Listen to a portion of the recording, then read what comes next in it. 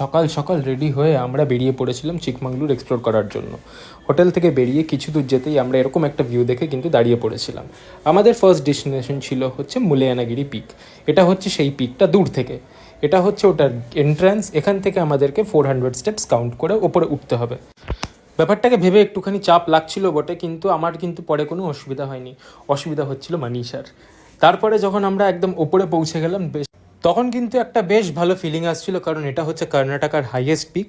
তারপরে ওপর থেকে আমি একখানা খুব সুন্দর একটা ড্রোন শট নিয়েছি। সেই ড্রোন শটটা আগে একবার ইনস্টাগ্রামে আপলোড করেছিলাম, তোমরা এখন আরেকবার দেখে নিতে পারো। যখনই ড্রোন শটটা নিচ্ছিলাম তখন আমার একবার কানেক্টিভিটি লস্ট হয়ে গেছিলো, তাই একদম নিচের ফুটেজটায় দেখবে একটুখানি জিটার্স আছে।